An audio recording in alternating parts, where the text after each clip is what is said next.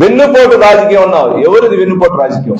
ఆనాటి పరిస్థితిలో, ఆనాటి ఉమ్మడి తెలుగు రాష్ట్రంలో మీ పార్టీలో ఉన్నటువంటి ఈ రోజు లక్ష్మీ పార్వతి వల్ల పార్టీ నాశనం అవుతా ఉందనే ఉద్దేశంతో ఉమ్మడి ఆంధ్రప్రదేశ్ లో ఉన్న నాయకులు, కార్యకర్తలు అందరూ కలిసి సమిష్ట నిర్ణయం ప్రకారం చంద్రబాబు నాయుడు గారిని సీఎం చేయడం జరిగింది.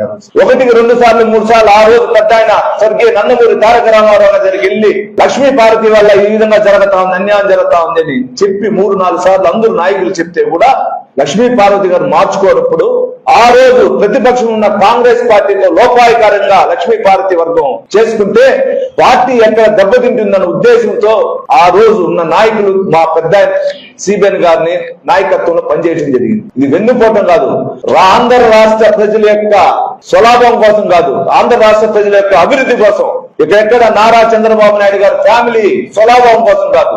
వెన్నుపోటు అంటే మీ కుటుంబం వెన్నుపోటు అంటే నిన్ను వైఎస్ఆర్ పరిచయం చేసిన కరుణాకర్ రెడ్డిని వెన్నుపోటు చేశావు. 2001లో జెడ్పీటీ టికెట్ ఇచ్చినటువంటి అరుణాకర్ని వెన్నుపోటు చేశావు. 2014లో నువ్వు గెలిచిన తర్వాత మన చిత్తూరు జిల్లాకు పెద్ద అని పిలిచే రాజగోపాల్ నాయుడు గారి ఫ్యాక్టరీలో ఉంటే నువ్వు ఏ విధంగా ఎస్సీ ఎస్టీ కేసు పెట్టి బెదిరించి ఏ విధంగా చేసావు, నీది అది వెన్నుపోటు. నిన్ను 2019 ఎలక్షన్ లో ఆర్థికంగా నీకు సపోర్ట్ చేసినటువంటి వేమిరెడ్డి ఫ్యామిలీని వెన్నుపోటు పడిచింది నువ్వు. వెన్నుపోటు అంటే 2019లో విజయసాయి రెడ్డి గారు ఎవరికి ఇవ్వకుండానే నీకు తుడా చైర్మన్ ఇప్పిస్తే ఆ తుడా చైర్మన్ అభివృద్ధి చేస్తానని చెప్పి నువ్వు ఏ విధంగా వెన్నుపోటు పెట్టి వేమిరెడ్డి గారిని, విజయసాయి రెడ్డి గారిని బయటికి పంపించిన వ్యక్తి నువ్వు వెన్నుపోటు. నీ గురువు అంటున్నావు, ఆ గురువు కరుణాకర్ రెడ్డిని ఏ విధంగా తొక్కాలనుకున్నావు, ఏ విధంగా తుడా చైర్మన్ తీసుకుని ఆయనకి ఏ విధంగా అడ్డంకులు పెట్టావో అది వెన్నుపోటు.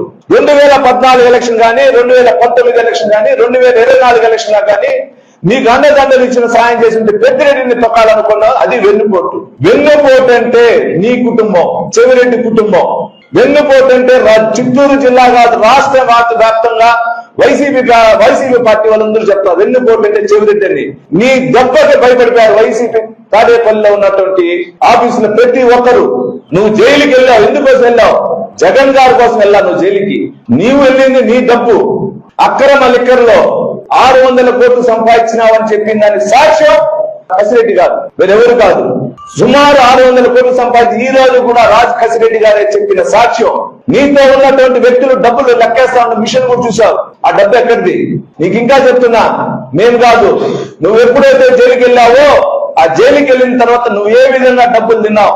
ఎలక్షన్ ముందు వైసీపీ పార్టీకి సంబంధించినట్టు ఎన్ఆర్ఐలు ఇచ్చినటువంటి సుమారు 40-50 కోట్ల డబ్బు పార్టీ పేరుతో తీసుకుని దాన్ని తిన్నామని అది కూడా చెప్పడం జరిగింది. ఇప్పుడున్న మా పాత్రికా మిత్రులకు అందరూ కూడా కొందరు తెలిసి తెలియకపోవచ్చు.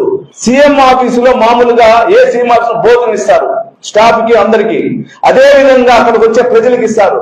260 రూపాయలు మీల్స్ బిల్లు పెట్టి 100 రూపాయల ఆహారం ఇచ్చిన వ్యక్తి నువ్వా మా గురించి మాట్లాడేది? నువ్వా అవినీతి గురించి మాట్లాడేది? నువ్వా మా నారా లోకేష్ బాబు గారి గురించి మాట్లాడేది?